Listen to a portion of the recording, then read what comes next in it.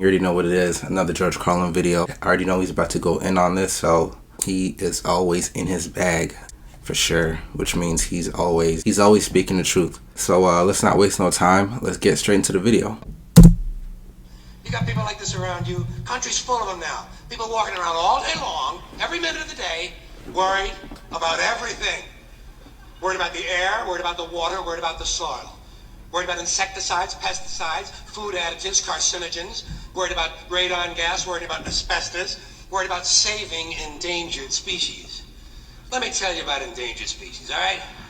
Saving endangered species is just one more arrogant attempt by humans to control nature. It's arrogant meddling. It's what got us in trouble in the first place. Doesn't anybody understand that? Interfering with nature. Over 90%, way over 90% of all the species that have ever lived on this planet, are gone.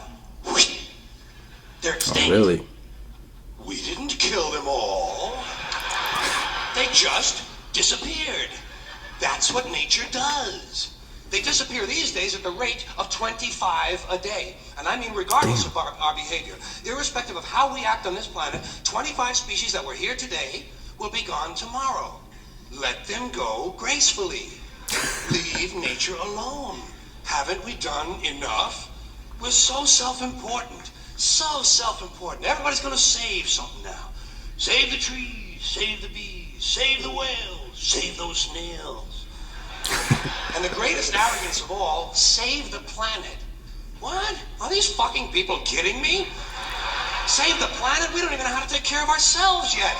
We haven't learned how to care for one another. We're gonna save the fucking planet? I'm getting tired of that shit. Yeah, I wonder what the number is now. I'm tired of fucking Earth Day. I'm tired of these self-righteous environmentalists, these white bourgeois liberals who think the only thing wrong with this country is there aren't enough bicycle paths. People trying to make the world safe for their Volvos. Besides, environmentalists don't give a shit about the planet. They don't care about the planet. Not in the abstract, they don't. Not in the abstract, they don't. You know what they're interested in? A clean place to live. Their own habitat. They're worried that someday in the future they might be personally inconvenienced. Narrow, unenlightened self-interest doesn't impress me. Besides, there is nothing wrong with the planet. Nothing wrong with the planet. The planet is fine. The people are fucked. Difference. The planet is fine. Compared to the people, the planet is doing great. It's been here 4.5 billion years. Did you ever think about the arithmetic? Planet has been here 4.5 billion years. We've been here, what, 100,000? Maybe 200,000? And we've only been engaged in heavy industry for a little over 200 years. 200 years versus 4.5 billion. And we have the conceit to think that somehow we're a threat? That somehow we're going to put in jeopardy this beautiful little blue-green ball that's just floating around the sun? The planet has been through a lot worse than us. Been through all kinds of things worse than us. Been through earthquakes, volcanoes, plate tectonics, continental drift, solar flares, sunspots, magnetic storms, the magnetic reversal of the poles. Scary shit. Hundreds of thousands of years of bombardment by comets and asteroids and meteors, worldwide floods, tidal waves, worldwide fires, erosion, cosmic rays, recurring ice ages, and we think some plastic bags and some aluminum cans are going to make a difference? I was not expecting that.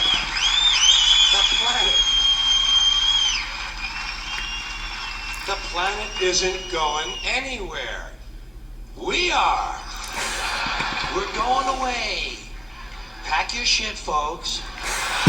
We're going away. And we won't leave much of a trace either. Thank God for that. Maybe a little styrofoam. Maybe. Little styrofoam.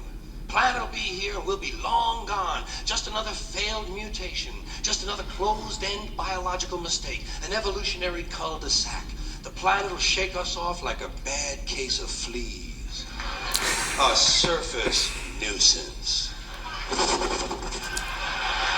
You want to know how the planet's doing? Ask those people at Pompeii who are frozen into position from volcanic ash how the planet's doing. Damn. Want to know if the planet's all right? Ask those people in Mexico City or Armenia or 100 other places buried under thousands of tons of earthquake rubble. if they feel like a threat to the planet this week. How about those people in Kilauea, Hawaii, who build their homes right next to an active volcano and then wonder why they have lava in the living room? Yo, I saw a clip of this. I didn't know this was the whole video. Long time after we're gone, and it will heal itself, it will cleanse itself, because that's what it does. It's a self-correcting system. The air and the water will recover, the earth will be renewed, and if it's true that plastic is not degradable, well, the planet will simply incorporate plastic into a new paradigm, the earth plus plastic. The earth doesn't share our prejudice towards plastic.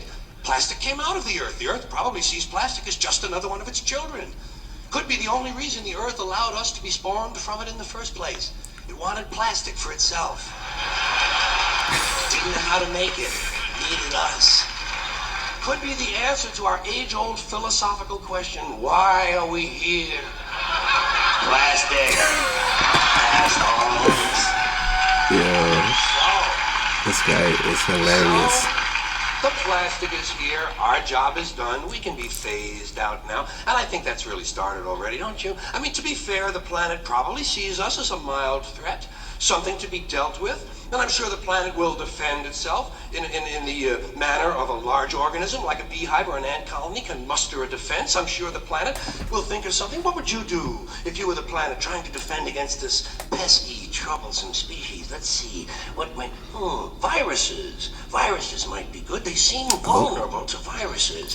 And, don't say that right now, man. Tricky, always mutating and forming new strains whenever a vaccine is developed. Perhaps this first virus could be one that compromises the immune system of these creatures. Perhaps a human immunodeficiency virus, making them vulnerable to all sorts of other diseases and infections that might come along. And maybe it could be spread sexually, making them a little reluctant to engage in the act of reproduction. Well, that's a poetic note. And it's a start. And I can dream, can't I?